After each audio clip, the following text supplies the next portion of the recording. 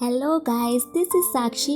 आज हम बात करेंगे 2012 में आई the woman in black movie की, जिसे डायरेक्ट किया था जेम्स वाटकिंस ने एंड इस मूवी की IMDb रेटिंग है 6.4 आउट ऑफ 10। तो मूवी की स्टार्टिंग होती है 1889 में, जहाँ क्राइटन गिफोर्ड के एक गांव में 3 छोटी लड़कियां टी पार्टी कर रही होती हैं। फिर अचानक से वो तीनों कुछ देखती हैं और देखते ही देखते तीनों उस रूम की खिड़की से बाहर कूदकर सुसाइड कर लेती हैं। फिर हमें उस रूम में किसी का काला साया देखने को भी मिलता है। उसके बाद कुछ साल बीत जाते हैं और मूवी जाती है 1906 में, जहां हम लंदन में एक आर्थर नाम के लॉयर को देखते हैं, जिसकी वाइफ की डिलीवरी चल रही होती है। उसका बच्चा तो बच जाता है, लेकिन वाइफ की डेथ हो जाती है। फिर इस घटना के 4 साल बाद आर्थर को क्राइटन गिफोर्ड के गाँव में एल मार्श नाम के घर को बेचने के लिए भेजा जाता है। जब वो सफर के लिए निकल रहा था, तब हमें पता चलता है कि 3 दिन बाद उसका बेटा और नैनी भी उससे मिलने आएंगे। रास्ते में आर्थर की मुलाकात सैमुअल डेली नाम के एक रिच बिजनेसमैन से होती है, जो कि फोर्ट में ही रहता है। वो बोलता है कि उसे एल मार्श के लिए कोई भी खरीदार नहीं मिलेगा। ये सुनकर आर्थर हैरान होता है और इस बात को ज्यादा ना सोचते हुए अपनी होटल की तरफ बढ़ जाता है। और होटल पहुंचकर आर्थर को वही रूम मिलता है जो हमने मूवी की स्टार्टिंग में देखा था, जहां तीनों लड़कियों ने सुसाइड की थी। फिर अगले दिन आर्थर मिस्टर जेरोम से मिलने जाता है, जो अब तक एल मार्श के सारे पेपर्स हैंडल कर रहा था। जेरोम आर्थर से कहता है कि उसे गांव नहीं आना चाहिए था, क्योंकि वो सारे पेपर्स उसे लंदन भेजने ही वाला था। फिर जेरोम ने आर्थर को पेपर्स दे दिए और कहा कि लंदन के लिए नेक्स्ट ट्रेन जल्द आने वाली है, उसे निकल जाना चाहिए और उसका कार ड्राइवर आर्थर को स्टेशन छोड़ देगा। इन सब से ऐसा लग रहा था कि कोई भी नहीं चाहता था कि आर्थर यहाँ रुके, लेकिन आर्थर ने सोच लिया था कि वो अपना काम पूरा करके ही वापस लौटेगा। फिर उसने कार ड्राइवर को कुछ पैसे देकर एल मार्श चलने के लिए बोला। एल मार्श गांव से बाहर एक सुनसान जगह पर था। जब आर्थर उस समय घर के अंदर जाता है, तब हम आर्थर के पीछे एक काली परछाई को देखते हैं, लेकिन जब वो मुड़ता है तो वहाँ कोई भी नहीं होता। घर एक्सप्लोर करते समय उसे खिड़की के बाहर ग्रेवयार्ड के पास एक औरत दिखाई देती है। उसे देखने जब आर्थर नीचे जाता है तो वहाँ कोई नहीं होता। फिर 5 बजे आर्थर को पिक करने के लिए वही कार ड्राइवर दोबारा आता है और गांव में जाकर आर्थर एक कांस्टेबल को सब बातें बताने की कोशिश करता है, लेकिन कांस्टेबल उसकी बातें इग्नोर कर देता है। तभी वहाँ 2 छोटे लड़के एक विक्टोरिया नाम की छोटी बच्ची को लाते हैं। वो कहते हैं कि विक्टोरिया ने कुछ खाया है। तभी आर्थर कांस्टेबल को बुलाता है, लेकिन उस लड़की की जल्दी मौत हो जाती है। फिर उस रात आर्थर सैमुअल डेली के घर डिनर पर जाता है, जहां उसे पता चलता है कि सैमुअल का एक बेटा भी था, जिसकी बहुत ही कम उम्र में मौत हो गई थी। फिर वो आर्थर को अपनी वाइफ के बारे में बताता है कि वो कभी कभी पागलों जैसा बिहेव करती है और अजीब अजीब सी चीजें करने लगती है, और ये बोलती है कि उनका बेटा उनके थ्रू किसी से कांटेक्ट करने की कोशिश करता है। फिर उसी रात डेली की वाइफ को दौरा पड़ता है और वो चाकू से टेबल पर कुछ ड्रॉ कर देती है। ये देखकर सैमुअल डेली उससे क्लोरोफॉर्म से बेहोश कर देता है, और जब आर्थर उस ड्राइंग को देखता है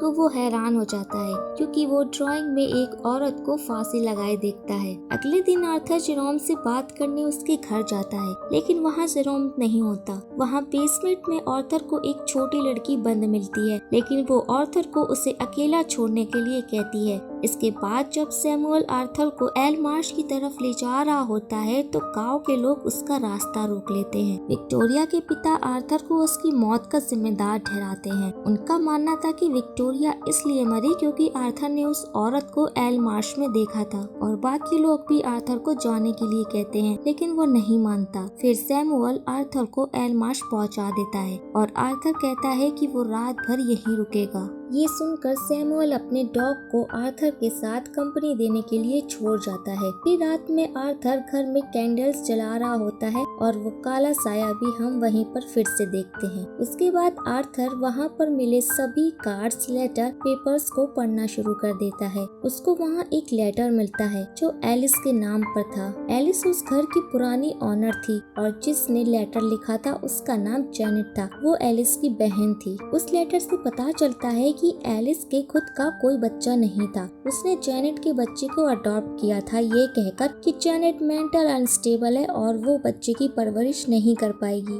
और इस लेटर से आर्थर को पता चलता है कि एलिस ने जेनेट को कभी उसके बच्चे से मिलने ही नहीं दिया। वहाँ जेनेट ने लिखा था कि अगर एलिस बच्चे को अडॉप्ट भी करती है तो भी वो बच्चा जेनेट का ही है। आर्थर को वहाँ एक और लेटर मिलता है, वो भी जेनेट ने एलिस को लिखा था। वहाँ हमें पता चलता है कि उसके बच्चे का नाम नेथानियल था, जिसकी दलदल में फंसकर मौत हो गई थी। जेनेट ने उसका इल्जाम एलिस पर लगाया था कि वो नेथानियल को बचा सकती थी, लेकिन उसने खुद को बचाने पर ही ध्यान दिया। वहाँ उसे जेनेट का डेथ सर्टिफिकेट मिलता है, जिसके हिसाब से जेनेट ने उस घर की नर्सरी में खुद को फांसी लगाकर जान दी थी। और तभी वो डॉग बाहर जाने वाले रास्ते पर भौंकने लगता है और वहाँ आर्थर बाहर जाता है तो देखता है कि बाहर जोर जोर से बारिश हो रही थी और उसे उस गांव के सारे मरे हुए बच्चों की आत्मा दिखाई देती है। आर्थर बहुत डर जाता है और अंदर चला जाता है। घर पर ऊपर उसे एक बंद दरवाजा मिलता है। वो दरवाजा खोल नहीं पाता, इसलिए उसे तोड़ने के लिए एक कुल्हाड़ी लाता है,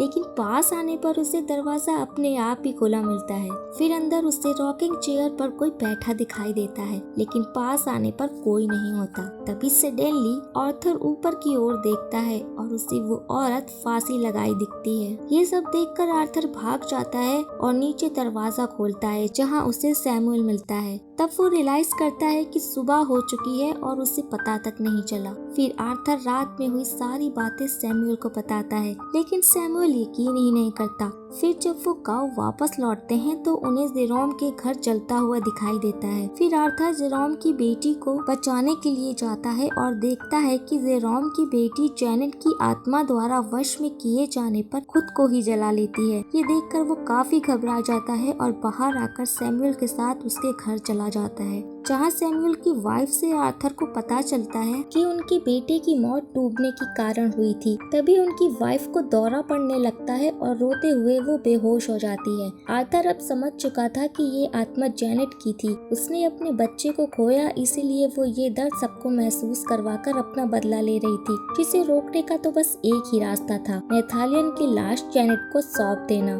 तब सैमुअल कहता है कि ऐसा हो ही नहीं पाएगा, क्योंकि नेथानियल की लाश कभी मिली ही नहीं थी। आर्थर कहता है कि सैमुअल की कार लाश ढूंढने में उसकी मदद कर सकती है। एंड आर्थर को ये भी डर था कि उसका 4 साल का बेटा जल्दी यहाँ आने वाला है, कहीं जेनेट का अगला शिकार उसका बेटा न बन जाए। ये सोचकर वो फिर से एल मार्श पहुँच गया और एक रस्सी से आर्थर ने अपने आप को बांध दिया और दूसरा एंड गाड़ी से बांध दिया, क्योंकि अगर वो खुद निकल नहीं पाता तो सैमुअल रिवर्स गियर करके गाड़ी से उसे निकाल सकता है। फिर आर्थर दलदल में कूद गया और उसे नेथानियल की लाश भी मिल गई। वो लाश को घर ले आया और उसी रूम में ले गया जहां उसने जेनेट की आत्मा देखी थी। आर्थर ने नेथानियल के चारों तरफ जेनेट के लिखे कार्ड्स एंड लेटर्स फैला दिए। वहीं नीचे सैमुअल को उसके बेटे की आत्मा दिखती है, जिसका पीछा करते हुए वो एक कमरे में चला जाता है और कमरे का दरवाजा अपने आप लॉक हो जाता है और वो आर्थर को बुलाने की कोशिश करता है। फिर हम कॉरिडोर के सारे कैंडल्स को बुझते हुए देखते हैं। ये देखकर आर्थर समझ जाता है कि जेनेट आ रही है। फिर सडनली जेनेट की आत्मा आर्थर की ओर आने लगती है। आर्थर डर कर नीचे गिर जाता है, लेकिन नेथानियल को देखते ही जेनेट का गुस्सा शांत हो जाता है और वो वहाँ से चली जाती है।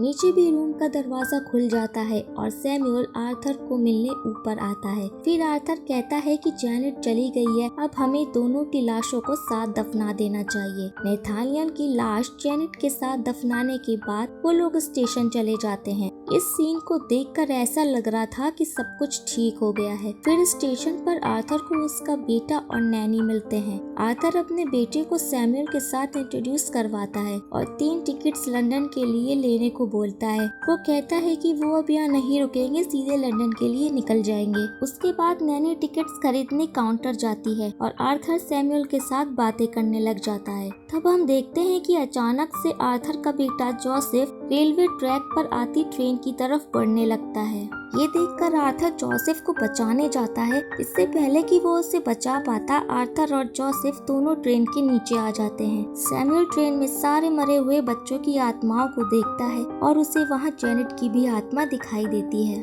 फिर हम आर्थर को देखते हैं, उसे अपनी वाइफ की आत्मा दिखाई देती है। आर्थर की गोद में उसका बेटा जोसेफ भी होता है और वो समझ जाता है कि वो दोनों अब मर चुके हैं, लेकिन साथ ही वो अपनी वाइफ से मिलने पर खुश भी होता है और तीनों ही एक रास्ते पर चले जाते हैं। फिर पीछे हमें जेनेट की आत्मा देखने को मिलती है। उसकी आत्मा अब इतनी इविल हो चुकी थी कि उसे आर्थर की मदद भी दिखाई नहीं दी। वो अपने बेटे के लिए तरसती रही, इसलिए नेथालियन की बॉडी मिलने के बाद भी उसकी दिल को शांति नहीं मिली और अभी भी सबसे वो अपना बदला लेना चाहती है। और इसी के साथ ये मूवी एंड हो जाती है। सो गाइस, अगर आपको ये मूवी पसंद आई हो तो प्लीज कमेंट करके जरूर बताएं और मिलते हैं नेक्स्ट वीडियो में। तब तक के लिए टाटा बाय बाय।